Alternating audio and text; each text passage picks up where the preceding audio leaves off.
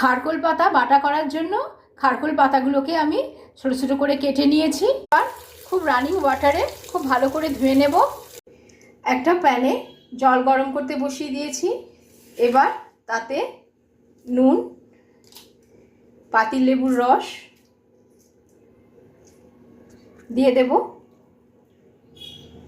এবার খারকোল পাতাগুলোকে গরম জলের মধ্যে দিয়ে দেব, দিয়ে ভালো করে সিদ্ধ করে নেব। খারকোল পাতাগুলোকে খুব ভালো করে সিদ্ধ করেছি। পাতাগুলো এবার একটা চালনির মধ্যে দিয়ে দিয়েছি যাতে খুব ভালো করে জলটা ঝরে যায়। এবার একটা প্যানে সর্ষের তেল খুব ভালো করে গরম করে তাতে কিছু রসুনের কলি, শুকনো লঙ্কা, কাঁচা লঙ্কা আর কালো জিরে আর নুন ভালো করে ভেজে নেব। দেখো এগুলো আমার সব লাল লাল করে ভাজা হয়ে গেছে। এবার সিদ্ধ করা খারকোল পাতাগুলো আমি এর মধ্যে দিয়ে দেব।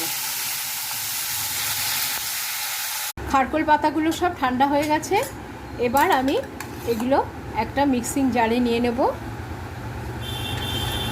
নিয়ে খুব ভালো করে পিষে নেব। এবার এর মধ্যে নুন, হলুদ আর জ্যাগারি পাউডার দিয়ে দিয়েছি, দিয়ে এবার ভালো করে একটা পেস্ট বানিয়ে নেব। একটা প্যানে সর্ষের তেল খুব ভালো করে গরম করে তাতে মিশ্রণটা ঢেলে দিতে হবে। মিশ্রণটাকে খুব ভালো করে নাড়াচাড়া করে নেব যতক্ষণ না মিশ্রণটা প্যানের গা ছেড়ে দিচ্ছে। দেখো খারকোল পাতা বাটাটা একদম প্যানের গা ছেড়ে দিয়েছে। এবার এটাকে নামিয়ে নেব। এটা একদম হয়ে গেছে। খারকোল পাতা বাটাটা আমার একদম রেডি হয়ে গেছে। আমি একটা বাটিতে নামিয়ে নিয়েছি।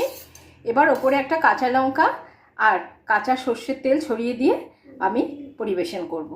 গুড আফটারনুন বন্ধুরা, আজকে তোমাদের সাথে খারকোল পাতা বাটার রেসিপিটা শেয়ার করেছি। তোমরা প্রথম থেকে শেষ অবধি অবশ্যই দেখো, দেখলে নিরাশ হবে না।